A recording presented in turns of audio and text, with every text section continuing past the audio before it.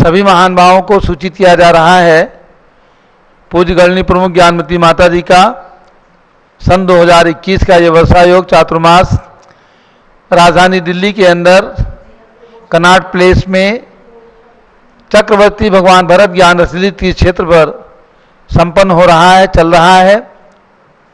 आपको बराबर यहाँ से प्रतिदिन प्रातः 6 बजे से भगवान का अभिषेक महासान धारा और दोपहर में 3:30 बजे से 16 कारण विधान अनुष्ठान और पूज्य गणनी ज्ञानमती माता जी का दिव्यावदान समारोह का कार्यक्रम बराबर देखने को प्राप्त हो रहा है।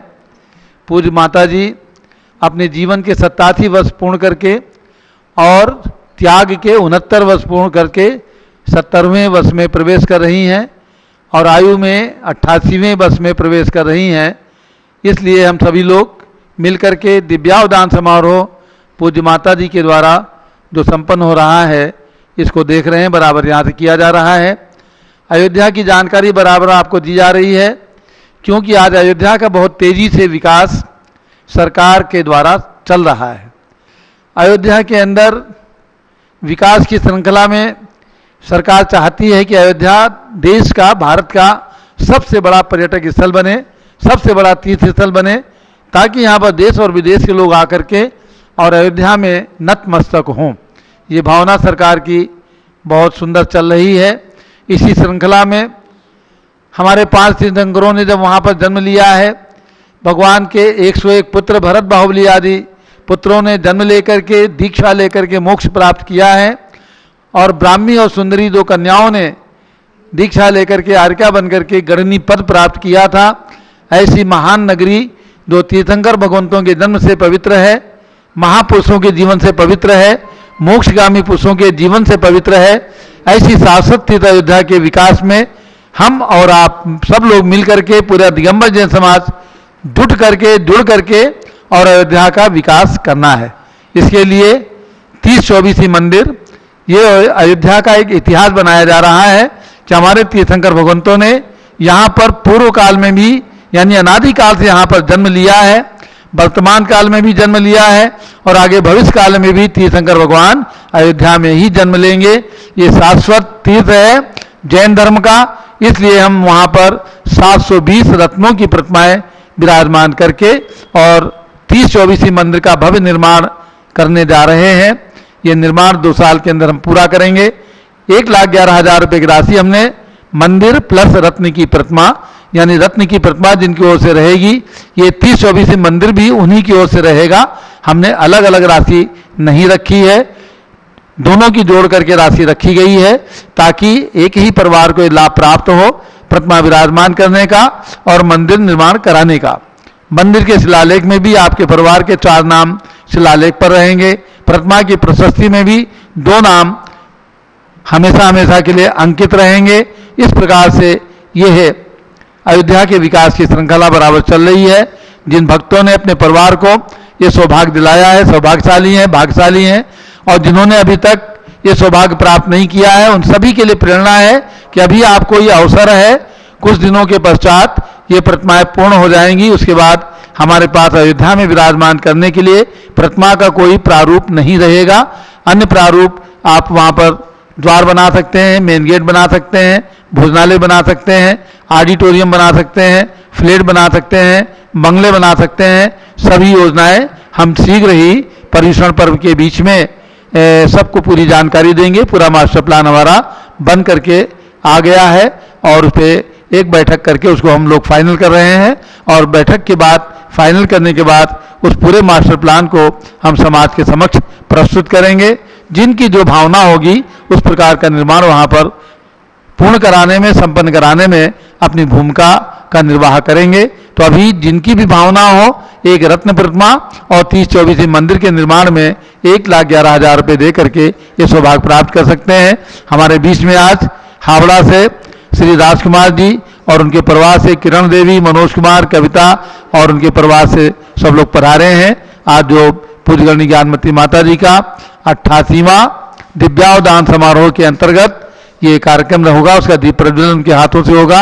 अब इसके बाद पूज्य चंदनामती माता जी आपको आगे का बात बताएंगी। तो जिनकी भी भावना हो एक प्रतिमा और 30 मंदिर के निर्माण में अपना नाम भेज करके ये लाभ प्राप्त करें। और इसके साथ अभी जो दशलक्षण पर्व आ रहा है, 10 तारीख से 20 तारीख तक ये पर्व यहाँ पर चलेगा। जिनकी भावना हो इस पर्व के अंदर चक्रवर्ती बन करके, महामंडलिक राजा बन करके, महाराजा बन करके इसमें सम्मिलित हो सकते हैं। ऑनलाइन भी सम्मिलित हो सकते हैं और यहाँ प्रत्यक्ष में बैठ करके भी सम्मिलित हो सकते हैं। जिनकी भी भावना हो टेलीफोन से सूचना करके ये लाभ प्राप्त करें। टेलीफोन के लिए नंबर सामने आपको जो पट्टी पर दिख रहे हैं, उन्हीं नंबर में से किसी नंबर पर आपको सूचना देना है। जय बोले गणनी ज्ञानमती माता जी की, आचार्य अनेकांत सागर महाराज की जय, अपू चंद्रनावती माता जी। ओम नमः सिद्धेभ्यः। गणनी ज्ञानमती दिव्यावदान का कार्यक्रम 9 अगस्त से निरंतर चल रहा है और आप देख रहे हैं कि तीर्थंकर भगवंतों की कल्याणक भूमियों का किस तरह से विकास, जीर्णोद्धार आदि हुआ है। पूज्य गणनी ज्ञानमती माता की प्रेरणा से इन तीर्थों का विकास हुआ, आपने दर्शन किए हैं। आज हम तीर्थों की श्रृंखला में चंपापुर चलेंगे, जो भगवान वासु पूज्य की निर्वाण भूमि है। उससे पहले आज के कार्यक्रम का उद्घाटन 88 दीप जला करके राजधानी दिल्ली से श्री राजकुमार, किरण देवी, मनोज कुमार, कविता, हितेशी, संतोष कुमार, ज्योति, सौम्या, ओजस्वी, जैन बगड़ा, विक्रम विहार कॉम्प्लेक्स, जी ब्लॉक, हावड़ा से आए हैं। तो आज उन्हें ये साक्षात में सौभाग्य प्राप्त हो रहा है। और गणनी ज्ञानमती माता की जन्मभूमि टिकैत नगर से श्री कमलेश जी जैन, निशा जैन, विशाल जैन, विभा जैन, वैभव जैन, दीपाली जैन, हिमान्या, प्रासुक, हिमांशी और कुशाग्र जैन अपने कमलेश जी और निशा जी अपने पोते पोती सबको लेकर के बैठे हैं। 88 दीपकों का को जला करके और उद्घाटन करेंगे। आ जाओ आनंद जी, आप भी आ जाओ। हमारे संघर्ष ब्रह्मचारिणी अलका बहन जी के भाई टिकैत नगर से आनंद जैन भी आए हुए हैं, वो भी आज के इस उद्घाटन समारोह में भाग लेंगे। मंगलम भगवान वीरो, मंगलम गौतमो गणी, मंगलम कुंद कुंदाद्यो, जैन धर्मोस्तु मंगलम। जिया ज्ञानमती माता गणिन्याम प्रमुखा कलो, नमस्तस्यै सरस्वत्यै ज्ञान नमो नमः। जब लो पूज्य गणनी ज्ञानमती माता जी की। गणनी ज्ञानमती आयुष्य मंगल कामना के अंतर्गत ये दीप प्रज्वलन किया। पूज्य माताई चिरकाल तक हम सबको अपना मार्गदर्शन और निधियां प्रदान करती रहें, इस मंगल कामना के साथ ये दीप प्रज्वलन हुआ। और अब आगे हम चलते हैं तीर्थ दर्शन की श्रृंखला में। आज चंपापुर निर्वाण क्षेत्र की ओर। चंपापुर में वासु पूज्य भगवान के 5 कल्याणक हुए। एक बार आप जन्मभूमि की यात्रा में चंपापुरी के दर्शन कर चुके हैं, फिर भी निर्वाण भूमियों की श्रृंखला में जो 5 तीर्थ आते हैं, कैलाश पर्वत, चंपापुरी, पावापुरी, सम्मेद शिखर और गिरनार जी, इन 5 की श्रृंखला में अब आज चंपापुरी, कल आप पावापुर के दर्शन करेंगे और परसों सम्मेद शिखर की यात्रा के पश्चात ये 5 कल्याणक तीर्थ भूमियों की यात्रा परिपूर्ण हो जाएगी। तो चंपापुर को स्पॉटलाइट करें। बहुत ही सुंदर महल के आकार के द्वार से प्रवेश करते हैं हम चंपापुर के अंदर, जहां भगवान की 4 कल्याणक हुए माने जाते हैं। और चंपापुर के से कुछ दूर ही मंदारगिरी पर्वत है, चंपापुर की सीमा में ही आता है। उस मंदारगिरी सिद्ध क्षेत्र पर भगवान वासु पूज्य का निर्वाण हुआ। आने वाली अनंत चतुर्दशी के दिन भगवान वासु पूज्य के निर्वाण कल्याणक के प्रतीक में निर्वाण लाडू चढ़ाया जाता है। तो ये भगवान वासु पूज्य की प्रतिमा आप देख रहे हैं। और इसी चंपापुर के अंदर रविंद्र कीर्ति स्वामी जी के मार्गदर्शन में श्री विनोद कुमार जी सेठी ने 31 फुट उत्तुंग भगवान वासु पूज्य की प्रतिमा को विराजमान करके उनका 5 कल्याणक महोत्सव आयोजित किया। इस प्रतिमा के विराजमान होने से चंपापुरी सिद्ध क्षेत्र में 4 चांद लग गए हैं। अर्थात जहां इतनी बड़ी प्रतिमा विराजमान हो जाए, फिर उस तीर्थ की महिमा का क्या कहना। तो पुण्य श्रेय विनोद जी सेठी को प्राप्त हुआ है, उनके पूरे परिवार के लिए। डीमापुर निवासी हैं विनोद जी दिवस सेठी, इन्होंने विराजमान किया पूरे परिवार के लिए। बहुत बहुत मंगल आशीर्वाद है। ऐसे कार्यों को करने से अनंत पुण्य का संचय होता है। कहते हैं कि एक सरसों के बराबर प्रतिमा और धनिया पत्ते के बराबर भी जो मंदिर बनाता है, उसके पुण्य की तुलना किसी चीज से भी नहीं की जा सकती। इसीलिए आज जैन समाज के अंदर प्रतिमाओं के निर्माण करने की बहुत अच्छी परंपरा है। हमारी श्रीमती सुजाता शाह ने जैसे ही स्वामी जी ने घोषणा की 11 प्रतिमाओं के लिए उन्होंने स्वीकृति की कि हमारी ओर से अयोध्या में रत्नों की 11 प्रतिमाएं विराजमान की जाएं। ऐसे ही किसी ने 5, किसी ने 3, और जिसकी जैसी शक्ति हुई एक एक प्रतिमा तो लोग कर ही रहे हैं। और एक प्रतिमा विराजमान करने का जानते हो कितना पुण्य है।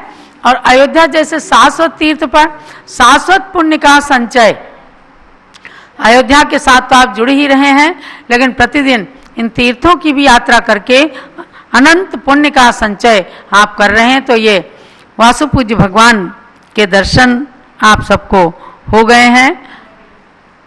ये मंदारगिरी सिद्ध क्षेत्र के अंदर विराजमान चतुर्मुखी भगवान वासुपूज्य मूंगावर्णी भगवान, जिनके शरीर का वर्ण भी लाल ही माना गया है, ऐसे उन वासुपूज्य की लाल वर्णी प्रतिमाएं मंदारगिरी पर चतुर्मुखी प्रतिमा के रूप में समोसरण के प्रतीक में विराजमान हैं। इस पावन सिद्ध भूमि को नमन करते हुए अर्घ्य चढ़ाइएगा चंपापुरी के लिए। भादों सुदी 14 को प्रभु मोक्ष पा गए, संपूर्ण कर्म नाश अचल सौख्य पा गए, निर्वाण कल्याणक मनाने इंद्र आ गया, निर्वाण कल्याणक मनाने इंद्र आ गए, मंदारगिरी जजू जहां से सिद्धि पा गए। ओम ह्रीम तीर्थंकर श्री वासुपूज्यनाथ मोक्ष कल्याण पवित्र चंपापुरी तीर्थ क्षेत्र मंदारगिरी सिद्ध क्षेत्राय अर्घ्यम निर्पामिति स्वाहा। जलो चंपापुर सिद्ध क्षेत्र की जय, मंदारगिरी निर्वाण भूमि की जय, वासुपूज्य भगवान की जय। और अब हम चलेंगे पूज्य माता जी के चातुर्मास स्थलों में। 23वां चातुर्मास सन 1975 में पूज्य माता जी ने हस्तिनापुर पावन धरा, जो भगवान शांतिनाथ, कुंतुनाथ, अरयनाथ के 4 कल्याणकों से पवित्र है, वहाँ पर पूज्य गण्य ज्ञानमती माता जी ने सन 1975 का चातुर्मास हुआ। भक्तों को सूचित करते हुए यह गौरव की अनुभूति हो रही है कि सन 1974 में राजधानी दिल्ली में भगवान महावीर का 25वां निर्वाण महोत्सव आचार्य रत्न श्री धर्म सागर महाराज, भारत गौरव श्री देशभूषण जी महाराज, विद्यानंद जी महाराज और गण्य ज्ञानमती माता जी एवं श्वेतांबर संप्रदाय के भी अनेक साधु संतों के साथ में संपन्न हुई। उसके बाद पूज्य माता जी, जिन्होंने सन 1974 में एक बार यात्रा कर ली थी हस्तिनापुर की, और चातुर्मास से पहले वे दिल्ली आ गई थी, और दिल्ली में चातुर्मास करने के बाद पुनः अब वे आचार्य संघ को लेकर ही हस्तिनापुर पहुंची। और हस्तिनापुर में अनेक कार्यक्रम शीतकालीन, ग्रीष्मकालीन संपन्न हुए। पुनः सन 1975 का चातुर्मास प्राचीन दिगंबर जैन मंदिर हस्तिनापुर के प्रांगण में संपन्न हुआ। ये दृश्य आप हस्तिनापुर का देख रहे हैं, बहुत ही सुंदर दृश्य, जहां एक विशाल द्वार है और उस द्वार से प्रवेश करके भगवान शांतिनाथ मूल नायक के जिन मंदिर में प्रवेश करते हैं। देखो कितना सुंदर है स्थान। और वहां पर आजकल सोने का काम भी करवा रहे हैं तीर्थ क्षेत्र कमेटी के पदाधिकारीगण। कमेटी बहुत ही सक्रिय है।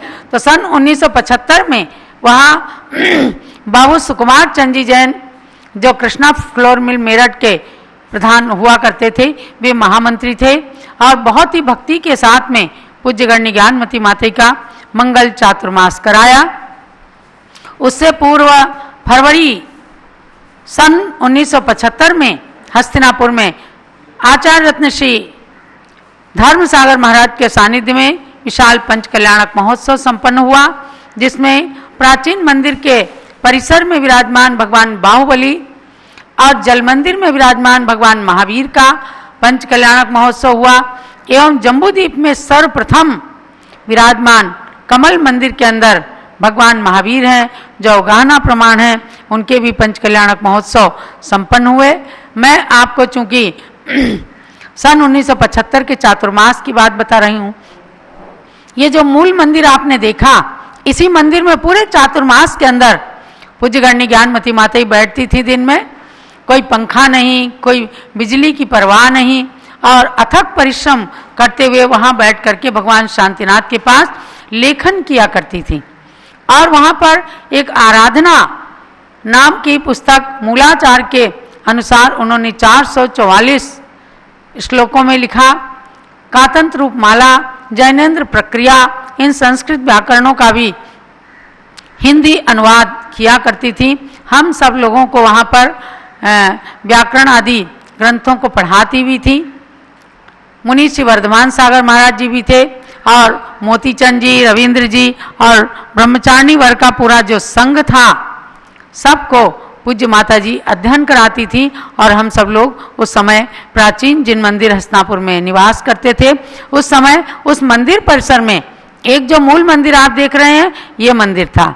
और उसके पीछे एक और कुंथुनाथ भगवान का छोटा जिनालय, एक और भगवान अरेनाथ का छोटा जिनालय, और पीछे बीचों बीच में भगवान शांतिनाथ की प्राचीन प्रतिमा की बेदी थी। ये जो दृश्य आपने देखा, ये भी बहुत, ये जल मंदिर है जो हस्तिनापुर के जिनालियों के पीछे गुरुकुल के परिसर में विशाल भूखंड है, वहाँ जल मंदिर बना हुआ है। वहाँ पर विराजमान भगवान महावीर हैं।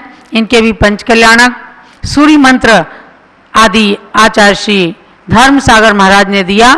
और पूज्य गणनी ज्ञानमती माता का संपूर्ण सानिध्य प्राप्त करके तीर्थ क्षेत्र कमेटी हस्तिनापुर के लोग परम प्रसन्नता की अनुभूति करते थे। तो आज धीरे धीरे करके इस तीर्थ पर जब से जम्बूद्वीप की रचना बन गई और विशाल कैलाश पर्वत की रचना बनी है, तब से इस तीर्थ की कीर्ति में चार चांद लग गए। तो सन 1975 के इस प्राचीन मंदिर हस्तिनापुर के चातुर्मास स्थल, ये बाहुबली भगवान है। छोटी सी टेकड़ी पर चढ़कर और बाहुबली भगवान सुंदर उनकी प्रतिमा के दर्शन करने में, ध्यान करने में हमेशा पूज्य माता का समय व्यतीत हुआ। तो अब इस क्षेत्र के लिए भी अर्घ्य चढ़ाएंगे। अनमोल रत्न त्रय निधि की मैं करूं अब याचना,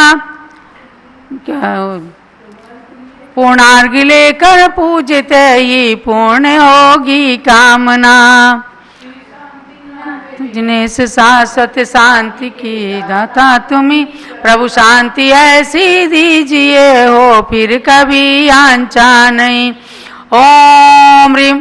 तीर्थ क्षेत्र हस्तिनापुर में विराजमान भगवान शांतिनाथ, कुंतुनाथ, अरेनाथ की चरणारविंद में एवं संपूर्ण तीर्थ क्षेत्र में विराजमान समस्त जिन प्रतिमाओं के श्री चरणों में अर्घ्यम निर्पामिति स्वाहा।